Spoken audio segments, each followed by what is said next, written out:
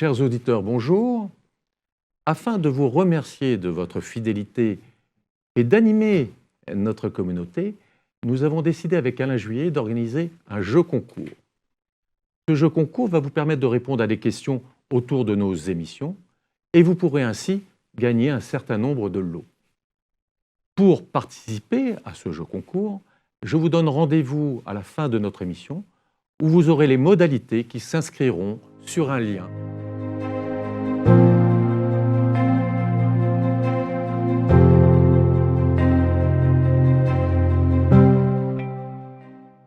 Bonjour, bienvenue sur Open Box TV, l'émission de géopolitique d'Alain Juillet. Alain Juillet, bonjour. Bonjour. Il y a de nombreux points chauds, malheureusement, proches de nous. Bien évidemment, nous avons l'Ukraine, nous avons l'Arménie avec l'Azerbaïdjan, et nous avons bien évidemment Israël avec le Hamas à Gaza. Je sais que vous avez beaucoup de choses et beaucoup de questions à poser au général Gomard, qui va peut-être nous éclairer sur tous ces problèmes. Dans les mois qui précédents et maintenant, on était face à trois conflits, comme ça vient d'être rappelé, comme vous le disiez. D'un côté, ce conflit entre l'Arménie et l'Azerbaïdjan pour le Haut-Karabakh. L'Ukraine, le combat en Ukraine, la guerre en Ukraine est en train d'évoluer et il faut regarder ce qui se passe et essayer de comprendre ce qui est en train de se passer. Et puis, bien sûr, tout le monde en parle, tout le monde est sensibilisé là-dessus. Vous avez l'histoire de Gaza, avec le Hamas face à Tsahal, ou Tsahal face au Hamas. Christophe Gomard, tout le monde le connaît, je n'ai pas besoin de le présenter. C'est l'ancien patron du renseignement militaire français, c'est un expert, mieux qualifié que quiconque, pour parler de ça avec nous. Et c'est pour ça que, merci encore d'avoir accepté l'invitation. Merci d'être venu, Christophe. Je voudrais commencer par le Haut-Karabakh, parce que, dans le fond, cette guerre qui s'est passée très rapidement entre l'Azerbaïdjan et l'Arménie pour cette zone qu'on appelle le Haut-Karabakh, elle est passée sous les projecteurs. Tout ce qu'on a entendu en France, c'est « Ah, les Azerbaïdjanais, ils ont attaqué, et puis en quelques jours, ils ont gagné, ils ont récupéré toute cette zone qui était une zone de conflit entre l'Arménie et l'Azerbaïdjan qui s'appelle le Haut-Karabakh. Et non seulement ils l'ont récupéré, mais quelque chose qui s'est passé sur lequel personne n'a rien dit, quand même, alors que ça devrait poser question aux bonnes âmes qui s'émeuvent chez nous. Sur les 120 000 habitants du Haut-Karabakh, il y en a 100 000 qui sont partis en une semaine. Vous voyez un peu, c'est la fuite généralisée. Alors, qu'est-ce qui a pu se passer pour les faire fuir comme ça? On le comprend, bien entendu. Et là, silence total, les médias n'en ont pas parlé en France. Pourquoi? Comme vous le savez tous, l'Azerbaïdjan nous fournit du pétrole et du gaz, donc on ferme les yeux parce que c'est donc un allié, et les alliés ne font jamais rien de mal. Comment l'Azerbaïdjan a pu aller aussi vite pour écraser l'Arménie dans cette affaire? Ce qui est intéressant dans ce conflit, de fait, c'est que, comme vous l'avez souligné, les Azéris, en fait, profitent de plusieurs points. Un, d'un soutien occidental lié effectivement à la vente de pétrole, d'hydrocarbures. Deux, d'un arrêt du soutien russe à l'Arménie lié à un exercice qu'ont mené les Arméniens avec les Américains. Et ça, c'était le drapeau rouge ou le chiffon rouge agité aux yeux des Russes qui ont du coup retiré leur soutien assez naturel aux Arméniens. Oui, d'accord. Ce qui est intéressant dans cette zone, c'est qu'en fait, c'est une zone, ce sont les marches, à la fois de l'Empire russe et à la fois de l'Empire ottoman, et donc c'est vraiment une zone de césure, avec un peuple arménien qui est régulièrement massacré par les Turcs, souvenons-nous de 1915, même si les Turcs ne veulent pas le reconnaître, c'est une autorité publique et c'est historique. Un génocide, ils ont fait un génocide, ça c'est clair. Ça a été le premier génocide du XXe siècle. Et c'est un peu ce qui s'est passé. La population arménienne est partie en une semaine, il y a eu 100 000 personnes qui ont quitté leur maison, leur foyer, pour sans doute ne plus jamais y revenir, en tous les cas pas à vision de vie humaine, abandonnant des siècles en fait, de présence sur ces terres. Personne n'en a réellement parlé. Certains y sont allés pour soutenir les Arméniens, ce qui est très bien. Et derrière, les Azerbaïdjanais ou Azéris veulent récupérer une chose qui s'appelle le corridor de Latchine, qui fera une continuité territoriale entre l'Azerbaïdjan et la Turquie. Et on voit bien derrière que M. Erdogan souhaite en effet élargir son propre territoire, en tous les cas ses propres affidés, et on le voit ailleurs dans le monde. On le voit en Libye, où la Turquie est très présente.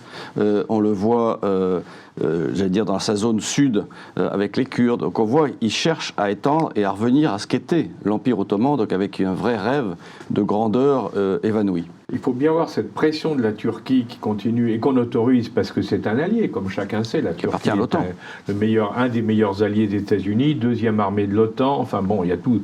Mais en même temps, c'est un frère musulman. En tout cas, il est très proche Erdogan est très proche des frères musulmans, avec tout ce que ça comporte. Et je vous rappelle, on va en parler tout à l'heure, c'est que les frères musulmans, c'est eux qui ont créé le Hamas. Donc, absolument. On voit les liens. Ce sont des fréristes. N'oublions pas, c'est des fréristes, comme on dit. Et je rappelle, pour ceux qui ne savent pas forcément, c'est que cette Arménie dont on parle, cette vieille Arménie traditionnelle, ça a été une des premières zones chrétiennes au monde. Et on l'a oublié maintenant. Mais il y avait des églises chrétiennes dans tout le Haut-Karabakh. Il y avait des églises chrétiennes en Arménie, bien sûr, mais dans le Haut-Karabakh, il y avait plein d'églises chrétiennes qui dataient des premiers siècles après Jésus-Christ. Et tout ça, on vient de l'abandonner aux Azéris, qui eux sont musulmans, bien entendu, et proches, comme on l'a dit tout à l'heure, de la Turquie. Donc, on voit que là, eh bien, nous avons perdu, en définitive, une zone qui était certes, comme vous l'avez rappelé, avec d'un côté qui était proche des Russes, mais peut-être pour se défendre des Turcs et des Azéris, mais qui était aussi se chercher un petit peu, puisqu'elle avait eu des contacts avec les Américains. Le résultat, c'est que l'Arménie maintenant est en très mauvaise posture, et comme vous venez de le rappeler, on risque d'avoir au sud un prochain conflit pour récupérer ce fameux corridor. Alors, il me semble que les Américains viennent d'arrêter leur soutien militaire à l'Azerbaïdjan. C'est-à-dire qu'ils ont signé en disant qu'ils arrêtaient de financer militairement l'Azerbaïdjan. Et du coup, les Azerbaïdjanais accusent la France d'être derrière. Mais comme vous le soulignez, nous sommes à une séparation entre des pays qui sont musulmans et des pays qui sont chrétiens. Et on voit bien derrière la Turquie d'Erdogan qui impose, qui est un frère musulman, qui veut imposer l'islam dans toute cette partie du monde. Exactement. En poussant au départ des gens qui étaient là, comme vous le soulignez Alain, depuis des siècles, avec les tombes de leurs parents, de leurs grands-parents, de leurs ancêtres, des églises superbes d'ailleurs, des très vieilles églises. Donc en fait, il y a tout un pan d'une civilisation qui est en train de se retirer au profit d'une autre. Et j'ajouterais juste un point, parce tout à l'heure, ça va nous permettre aussi de rebondir, c'est que, ce qu'on ne sait pas non plus, c'est que l'Azerbaïdjan a été approvisionné militairement en armes par Israël. Donc Israël a joué un rôle là-dedans aussi, en fournissant l'armement qui a permis aux Azéris d'aller plus loin. Et je pense que ça va sans doute s'arrêter. Ça, maintenant, actuellement, avec ce qui se passe, je pense que ça, c'est fini. Mais ça montre aussi la complexité de cet Orient, où maintenant, tout le monde se tape dessus. Mais à l'époque, il y a quelques mois, tout le monde faisait cause commune. Les Turcs, les Israéliens, les Azéris, dans ce qu'on vient d'expliquer. Alors, la deuxième grande guerre, là, elle est énorme. Elle dure depuis 2 ans. On la connaît maintenant parfaitement. Tout le monde est sensibilisé à ça. C'est l'histoire de l'Ukraine. Alors, en Ukraine, il vient de se passer quelque chose qui est fondamental, vraiment fondamental, c'est que le chef d'état-major de l'armée, dans un interview au journal anglais Economist, a dit « Nous sommes dans une impasse, on ne peut pas gagner, on ne peut pas s'en sortir. Il faut qu'on trouve une solution. » C'est-à-dire que le patron de l'armée ukrainienne a reconnu qu'effectivement, ça veut dire quoi? Ça veut dire que la contre-attaque, tout le monde le sait, mais la contre-attaque a échoué, qu'ils n'arrivent pas à progresser, et que il y a de tout, on va en parler, mais dans plein de domaines, ils ont des problèmes. C'est quand même un changement fondamental dans cette guerre. Quand vous voyez le patron de l'armée qui vous dit « on est dans une impasse », et quand vous voyez le chef de l'État, Zelensky, qui est le chef militaire, vous l'avez toujours vu en kaki, en train de dire « on y va les petits gars », Zelensky qui dit « un chef d'état-major n'a pas le droit de dire ça », ce qu'une partie est vrai, Mais d'un autre côté, il dit de toute manière, hein, il faut continuer et on va continuer parce que nous allons gagner. C'est-à-dire que le chef de l'État dit on va gagner alors que les militaires disent pas possible. Donc là, il y a un vrai problème. Alors bien sûr, si vous allez plus loin, et on va regarder un peu de la situation, mais si on va un peu plus loin, on s'aperçoit qu'actuellement, en Ukraine, il y a un certain nombre de gens qui disent il faut faire l'élection présidentielle pour mettre quelqu'un d'autre à la tête, à la place de Zelensky, et trouver une solution. On ne peut pas continuer comme ça. Hein. Et bien sûr, Zelensky, qui lui ne veut pas entendre parler, on le comprend, il est en place et il ne veut pas changer. Alors, avant de regarder un petit peu tous ces aspects, je dirais, politiques qu'il y a derrière, la situation militaire, où on en est vraiment, hein, maintenant, au début de l'hiver, hein, après en période de dégel, mais ça va vite très gelé, hein, maintenant, où on en est sur le plan militaire dans cette guerre ukrainienne. Alors, le plus objectivement possible, parce que là aussi, mais je crois qu'il faudrait peut-être aussi que vous puissiez nous dire un mot là-dessus, Christophe, c'est le fait que la propagande et la désinformation ou l'information, si vous voulez, joue à plein dans les deux sens. On nous raconte un peu n'importe quoi.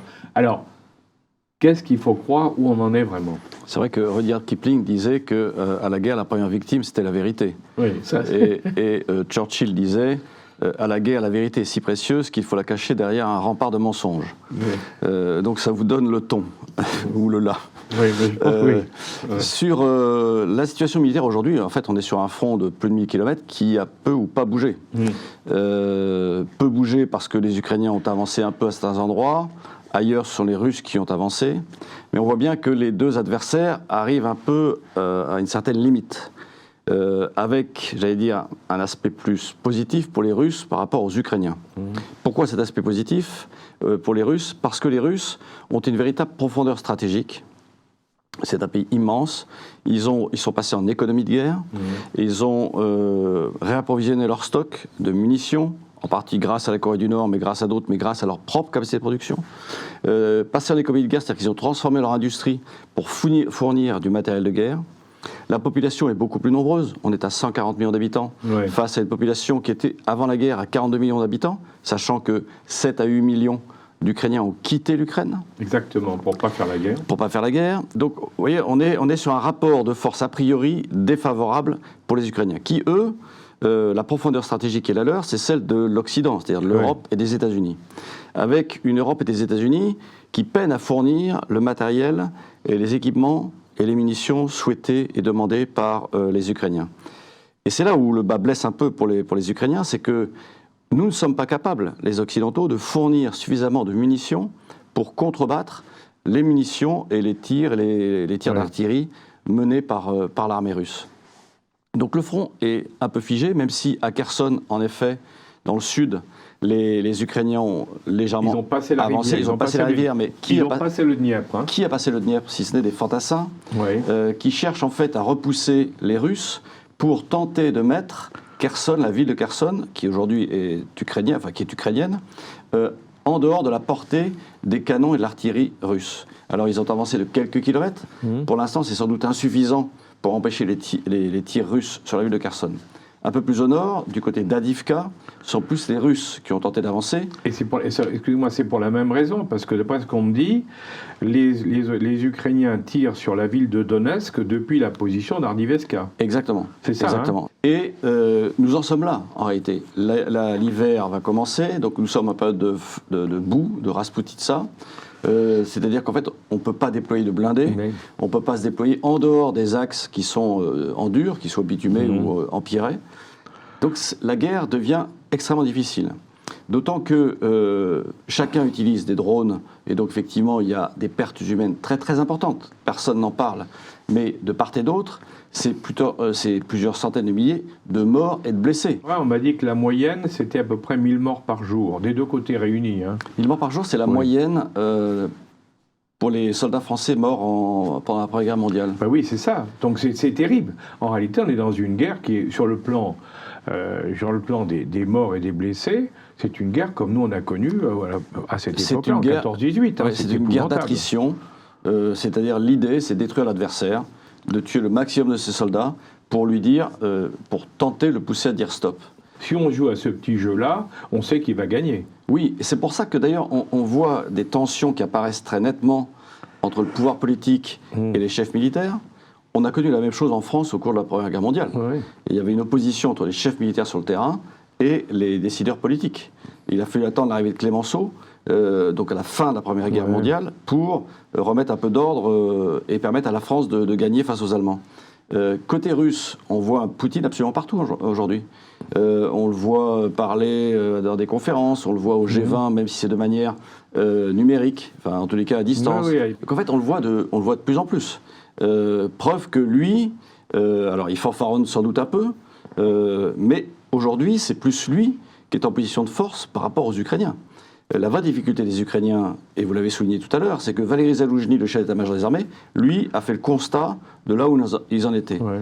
Volodymyr Zelensky, le président, lui, il dit qu'il voudrait les objectifs qui sont les siens, reprendre les territoires tenus aujourd'hui par les Russes. Ce qui me paraît aujourd'hui impossible. Oui, ça paraît invraisemblable, parce qu'ils n'ont pas réussi. Leur fameuse contre-attaque, ils n'ont pas réussi du tout, parce qu'elle n'a pas marché. On ne voit pas qu'est-ce qui pourrait aujourd'hui changer la situation et changer les équilibres pour lui permettre d'aller reconquérir la fameuse Crimée. Puisque l'élément de comparaison de la Première Guerre mondiale, c'est comme si nous étions en 1916, c'est-à-dire que les fronts sont fixes. En 1917, on a essayé de relancer des grandes offensives, c'est les offensives Nivelle avec des dizaines de milliers de morts. Et finalement, qu'est-ce qui change la donne ? Il y a d'abord la défection russe à l'Est et il y a l'arrivée des soldats américains. Même si l'arrivée des soldats américains, qui étaient peu ou pas aguerris, en fait, ils ont appris sur le terrain, j'allais dire, en subissant des lourdes pertes. Avec, il y a quand même, c'est à Bois-Bello, où les Américains ont eu des combats très très difficiles. Est-ce que ça a été le game changer ? C'est pas l'unique raison, mais c'est peut-être l'une des raisons qui a permis effectivement ce retournement de situation lors de la Première Guerre mondiale. Lors de cette guerre, qu'est-ce qui peut faire changer la donne ? On nous dit, Zelensky accuse l'Occident de ne pas avoir donné assez vite enfin, trop peu, trop tard. Trop peu, trop tard, mais on a donné ce qu'on pouvait, en réalité. L'Occident, même l'armée française, a donné ses propres canons, ses propres blindés, les amis dispersés, équipés, et équipe encore nos régiments de cavalerie. Donc, en fait, on a donné, et on donne toujours. Oui, et alors, si je peux me permettre, parce que là, il y a la loi de programmation militaire, donc normalement, aurait dû prévoir immédiatement le remplacement de tout ce qu'on a pu donner là-bas, puisque c'était nos stocks propres. Or, malheureusement, on voit que ce n'est pas le cas. Il va falloir un certain temps avant que, par exemple, les fameux canons César, on les remplace chez nous. Oui, les industriels de défense, eux, fabriquent en fonction des commandes sonnantes et trébuchantes. Et à partir de ce moment-là, ils peuvent augmenter les lignes de production, ce qui n'est pas le cas. C'est pour ça qu'on dit qu'on est passé en économie de guerre. On n'est pas passé en économie de guerre. On est resté tel que... Alors, on a un peu augmenté la production, c'est vrai. Et c'est comme ça que Sébastien Lecornu, le ministre des Armées, s'est rendu à Kiev avec un certain nombre d'industriels pour, non pas céder, mais pour que les Ukrainiens achètent des produits des industries d'armement françaises. Alors évidemment, ça n'est pas encore là. Un bon de commande, c'est un bon de commande, mais ensuite il faut fabriquer. Les stocks, on est en économie de flux tendu, donc il n'y a pas de stock. Et on s'est rendu compte également que les sanctions économiques sur la Russie n'avaient pas eu les effets escomptés par l'Europe. L'économie russe s'est totalement adaptée. Et elle avait même, de mon point de vue, prévu ces sanctions. C'est-à-dire que depuis 2014, la Russie s'était adaptée et avait envisagé un certain nombre de ces sanctions pour adapter sa propre économie. Qui, alors, peut-être s'écroulera-t-elle après la guerre, puisque l'économie de guerre, c'est un peu une fausse économie. Enfin, c'est-à-dire que c'est une embellie, mais qui n'est pas durable. Que va-t-il se passer après la guerre ? Nous n'en savons rien. Mais aujourd'hui, la Russie s'appuie sur ce qu'on appelle le Sud global. Elle s'appuie sur la Chine. Elle n'est pas seule, en réalité. Or, quand on regarde l'Occident, c'est l'Europe, ce sont les États-Unis. On est complètement isolé. On est un peu isolé par rapport au reste du monde. Absolument, absolument. Et quand on voit, alors ce que vous disiez tout à l'heure, quand on voit la Russie, elle s'en est sortie au niveau des sanctions, puisqu'elle fait cette année, enfin c'est le FMI qui a annoncé que la Russie allait faire plus de 3% de progression du PIB, alors que je vous rappelle que nous, on est entre 0 et 1 et que les Allemands sont en récession. Donc en définitive, nous qui avons donné les sanctions, c'est nous qui sommes en train de subir les conséquences de ces sanctions, et la Russie s'en sort. Il y a un problème. Est-ce que c'était les bonnes sanctions ? Moi, je ne dis pas qu'il ne fallait pas faire de sanctions, mais on doit quand même, il va falloir un jour qu'on se pose la question, comment ça peut se faire? Il y a une certaine lassitude que l'on commence à voir apparaître en Europe et aux États-Unis.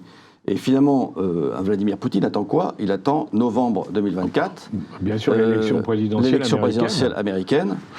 Car si c'est Trump qui est élu, il aura tout gagné, parce que Trump a dit ouvertement et publiquement qu'en 24 heures, il réglera le problème. C'est-à-dire que, finalement, l'Ukraine aujourd'hui, avec un Volodymyr Zelensky très combatif, et on peut souligner, très audacieux, et très allant, en fait, se rend compte, alors je pense qu'il s'en rend compte, mais il ne le dit pas, pour continuer d'entraîner son peuple face à une armée qui, elle, se rend bien compte sur le terrain des difficultés qui sont les siennes, quand bien même elle dispose d'un armement occidental très pointu.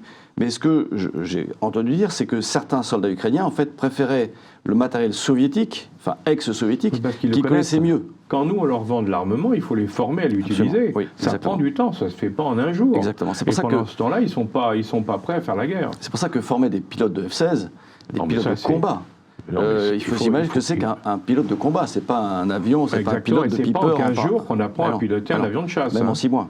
Mais même ni en 6 mois. Parce qu'en fait, c'est tout un système. L'avion n'est que, j'allais dire, le vecteur qui vole, qui va délivrer l'armement. Mais au sol, il y a c'est très complexe. Oui. Il y a des guideurs aériens, il y a des AWACS qui volent en l'air pour coordonner l'action, il y a des ravitailleurs pour que les avions restent suffisamment longtemps en l'air, il y a des gens au sol qui coordonnent également avec... C'est tout un système assez complexe. Donc, ce n'est pas uniquement l'avion vecteur, c'est tout le système à mettre en place et tout le système à entraîner. C'est pour ça que 60 F-16, je ne pense pas que ça change réellement la donne.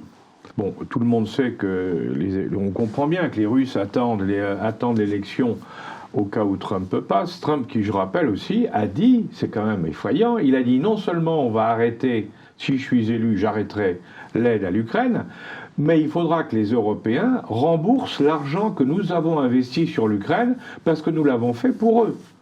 Donc, alors là encore, c'est un cauchemar. Hein, oui, et là vous avez raison, Alain, c'est que je ne suis pas certain que l'industrie européenne soit en mesure, elle peut pas. Et l'Europe au complet soit en mesure de remplacer ce que donnent les Américains. C'est pas possible. En volume financier, l'Europe a donné un peu plus que les États-Unis. En matériel. En matériel militaire, les États-Unis sont largement devant l'Europe. Exactement.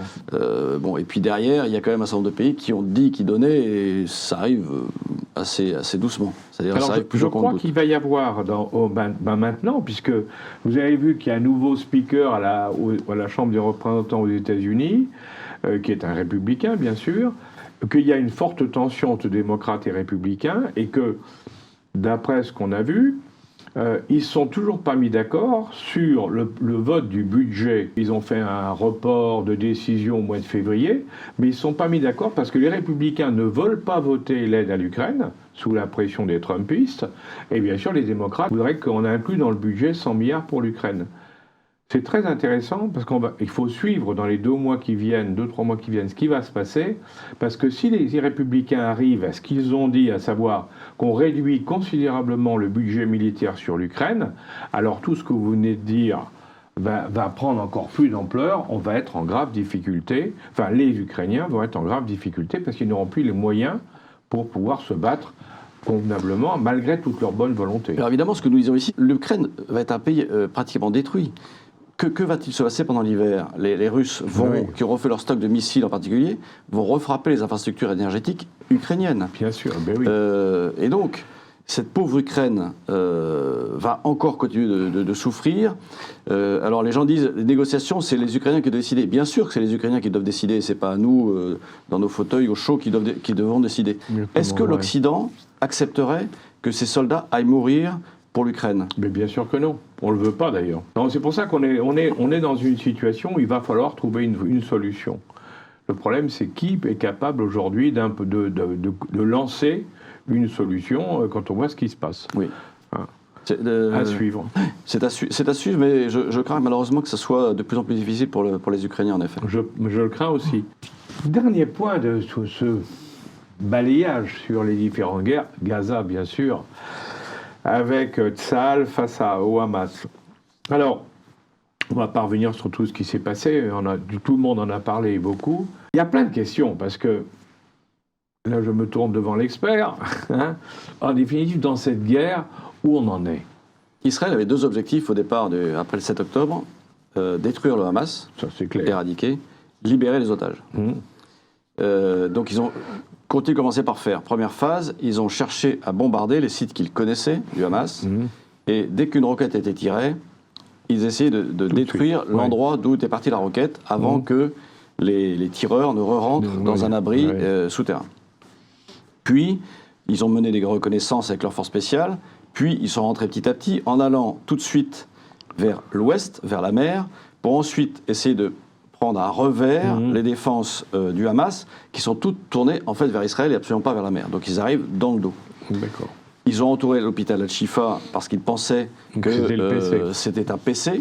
En tous les cas, on ne l'a pas vu, mais peut-être ont-ils trouvé autre chose, mais ils ne nous l'ont pas encore montré, car nous montrer veut dire que le Hamas va voir là où ils en sont réellement. Oui. Donc en fait, ça serait une information opérationnelle intéressante pour le Hamas. Donc ce qu'ils nous ont montré, ils nous ont montré des choses, des munitions, des souterrains, mais ils ne nous ont pas montré ce que tout le monde attendait, c'est-à-dire un PC avec des ordinateurs, qui ne trouveront peut-être pas, et des otages. Comme ils n'ont pas trouvé les otages, en fait, je pense que les Israéliens, sous la pression des Américains, ont accepté de négocier. Parce qu'il y a des pressions internationales, françaises bien sûr, parce qu'il y a des otages qui sont français, des otages américains, il y a des otages de beaucoup de nationalités. Mais pour ça, les gens du Hamas, via le Qatar, demandaient une trêve. Et pourquoi ils demandent cette trêve? Parce que ça va leur permettre, eux, de se repositionner, de se redéployer. Les Israéliens n'en veulent pas, parce qu'ils espéraient trouver par eux-mêmes, grâce à leurs combattants, les otages dans les sous-sols de Gaza Nord. Ça n'a pas marché. Hein. Donc en fait, ça n'a pas été du tout un succès, en effet.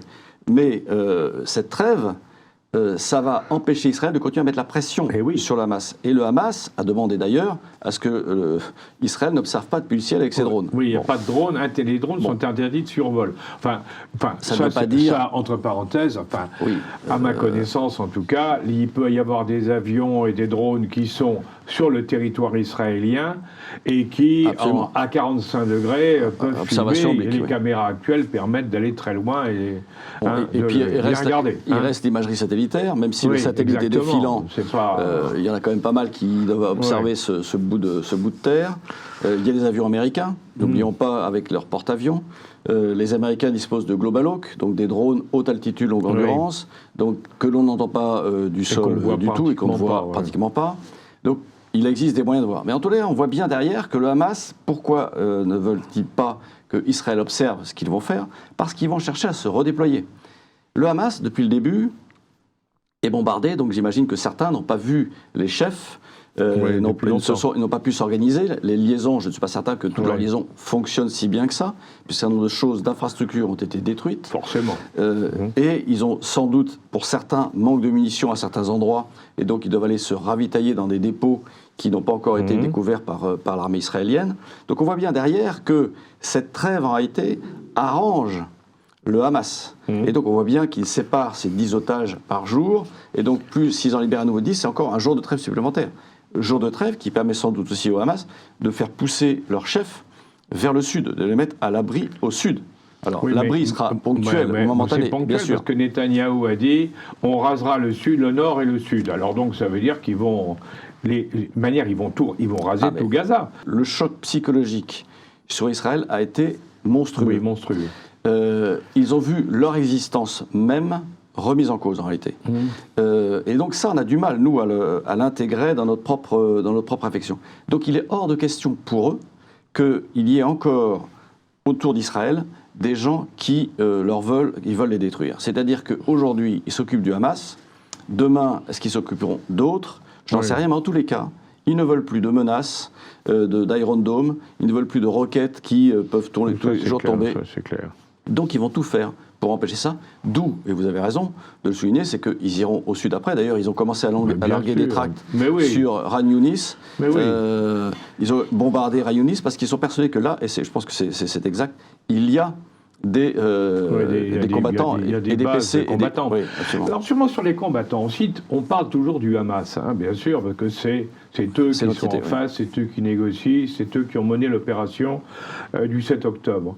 Mais il n'y a pas que, parce que les otages, si j'ai bien compris, et vous pouvez peut-être nous éclairer là-dessus, les otages, il y en a qui sont détenus par le Hamas, mais il y en a aussi par le djihad islamique, et il semble bien qu'il y en ait encore d'autres qui ont été pris par d'autres. Alors, qu'est-ce qu'on peut en dire de tout ça? Parce que ça aussi, ça complique tout. Ça complique d'autant que je ne suis pas certain que le Hamas, donc en fait, qui est l'entité politique de Gaza, donc c'est en ça où on parle plus du Hamas que du djihad islamique, au départ, il ne savait pas combien ils avaient d'otages. Donc il a fallu faire le point. On parle de 240, Israël évalue à 240, mais ça se trouve, il y en a plus ou moins. Mais c'est les Israéliens qui ont donné les chiffres, c'est pas le Hamas. Oui. Ils ont fait les chiffres par rapport au décompte des gens qui étaient dans les kibbutz, de ceux qui étaient à la fête, à la rave party, etc. Mais il faut imaginer, le Hamas est une organisation évidemment structurée, avec une branche politique et une branche militaire, mais militairement parlant, dès qu'ils sont revenus avec ces otages sur le sol de la bande de Gaza, ils ont été bombardés assez rapidement. Donc je ne pense pas que les liaisons aient pu être établies. Certains pensent même que certains otages sont peut-être en Cisjordanie. Parce que les combattants terroristes du Hamas se sont infiltrés assez profondément dans le territoire israélien. Donc il n'est pas exclu que certains aient pu aller en Cisjordanie. Oui, justement, parce que, alors, on disait tout à l'heure qu'il y a de la désinformation, c'est normal, hein, ils sont en guerre et on ne va pas tout vous dire, quand on fait la guerre, il y a des choses qu'on garde secrètes. Or, il ne faut pas oublier que le 7 octobre, il y a eu d'une part 5 kibbutz qui ont été attaqués, ça c'est clair, on les connaît, et la fameuse rave party, mais il y a eu des objectifs militaires. Absolument, oui. Il y a eu des camps militaires qui ont été attaqués, plus de 280 soldats qui ont été tués, et parmi les otages, il y a des soldats, des hommes, des femmes qui sont militaires. On dit même qu'il y avait un général. On dit qu'il y a un général qui a été pris. Donc, de ce côté-là, et ils ont été très loin. Parce qu'on voit qu'ils ont été jusqu'à 25 km, 30, 40 km de la frontière de Gaza. Ça ne s'est pas passé dans la zone des 10 km autour où il y avait les kibbutz.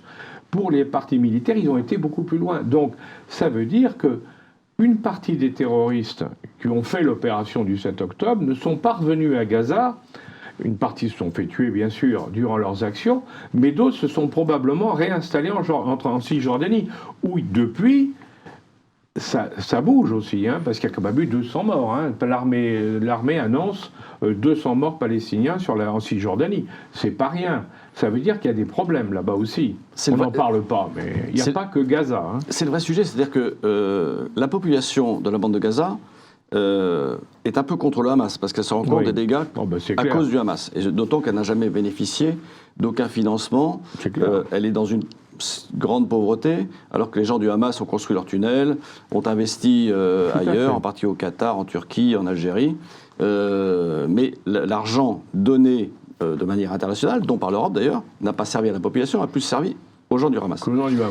Quand vous allez en Cisjordanie, les Palestiniens de Cisjordanie sont pro-Hamas, parce qu'ils veulent lutter contre Israël.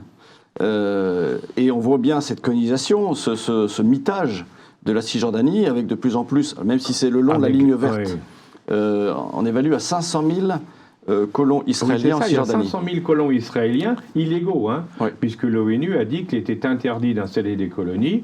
Ils sont déjà à 500 000. Et chaque colonie est isolée avec des routes privées qui rejoignent Israël. Donc, si vous voulez, la Cisjordanie, c'est pas du tout un terrain neutre ou ouvert.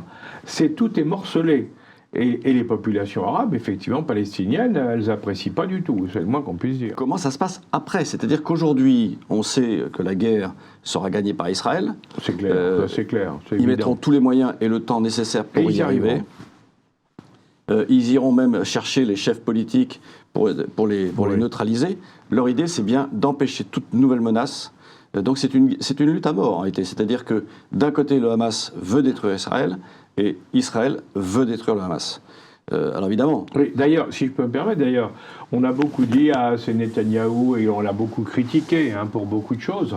Mais ce qui est très intéressant de voir aujourd'hui, c'est que l'opposition avec Lapid et surtout avec Benny Gantz, ancien militaire, ils sont tous unis maintenant. Parce que là, c'est clair, l'objectif, c'est bel et bien, c'est la survie d'Israël. Donc il s'agit de détruire l'ennemi. Hein, c'est clair et net. Hein. Et pour eux, ce que j'ai dit tout à l'heure, c'est l'existence même d'Israël. Qu'ils sentent remise en cause. Et c'est une vraie fracture. C'est-à-dire que jusqu'à présent, il y avait ces roquettes, il y avait quelques attentats, mais l'existence même d'Israël n'était pas remise en cause. Mais Israël, en fait, depuis le départ, en tous les cas, Netanyahou, ça pour le coup, a cherché à diviser ces Palestiniens pour empêcher la création d'un État. Et donc, il a favorisé le Hamas. Il a favorisé le Hamas pour que le Hamas gagne sur le Fatah et par ainsi même, en fait, l'impossibilité de créer un seul État palestinien par opposition.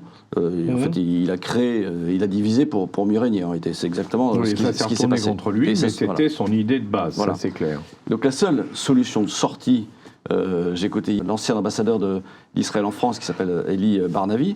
Barnavi, oui. Lui, il est pour la seule solution, dit-il, c'est la création de 2 États. Il dit il n'y a pas d'autre solution. S'il n'y a pas d'imposition, il n'y aura pas de sortie de crise. Alors évidemment, qui peut imposer ? Ça reste déterminé. On voit que l'ONU est assez absente en réalité. Parle, j'allais dire, des attaques d'Israël contre les Palestiniens, parle moins des assassinats et des massacres. Il est quand même un peu tendancieux. Oui, donc en fait. Mais il représente le Sud global. Hein. Oui, vous avez raison. Comme on dit, parce que la majeure partie des pays dans le monde, il faut bien le dire, sont contre Israël dans cette affaire. Oui, en fait, Israël, qui est un pays occidental, fait partie du monde occidental. En fait, l'Occident est un peu ce qu'on appelle l'Occident, est un peu isolé sur la scène internationale aujourd'hui, on voit bien. Rappelons-nous quand même que l'un des problèmes, c'est quand même l'Iran des mollahs qui agite ses proxys, que sont le Hamas, que sont le Hezbollah, que sont les Houthis. Un point intéressant, me semble-t-il, c'est qu'Israël a redit qu'il n'accepterait pas que l'Iran dispose d'une arme nucléaire. Oui. Donc, à un moment donné, est-ce qu'Israël ira à nouveau bombarder l'Iran et ses sites d'enrichissement d'uranium? Comment ça va se passer par la suite? Est-ce que la seule pression américaine suffira? Parce que qui dit l'Iran dispose de l'arme nucléaire dit que l'Arabie Saoudite doit dire et moi aussi. J'allais vous dire, l'Arabie Saoudite a dit qu'eux aussi voulaient l'avoir et qu'ils pouvaient se mettre d'accord avec l'Iran. Donc il faut faire très attention là-dessus. C'est pour ça que on peut dire, je crois qu'on arrive à la fin de cette émission, tout ça, c'est pas fini. Oui. Nous sommes au début d'une affaire qui va durer longtemps, hein, le problème. On croyait, avec les accords d'Abraham, et puis le rapprochement avec les négociations entre Israël et l'Arabie Saoudite, que tout allait se calmer. Il est certain que cette affaire du Hamas rebat toutes les cartes et on ne sait pas, on va voir, mais on ne sait pas du tout comment ça va évoluer dans les mois et les années à venir, avec, à coup sûr, à un moment donné, il faudra bien que quelqu'un impose une solution. Mais qui est capable de le faire et qui voudra le faire? Ça sera le sujet d'autres émissions dans le futur. Hein. En tout cas, on vient de parler de 3 guerres. 3 guerres qui concernent l'Occident face au reste du monde, parce que c'est ça, hein, face aux BRICS au reste du monde. L'Ukraine, l'Arménie au Karabakh, Israël.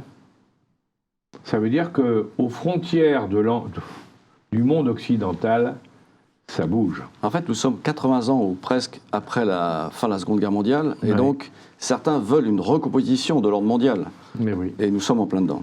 Il faut reconnaître que c'est passionnant, mais compliqué. Eh bien, merci Alain, merci Général, et j'espère que vous avez une vision plus claire sur tout ce qui se passe en ce moment dans ces zones très très chaudes, et je vous dis à bientôt pour une prochaine émission. Merci.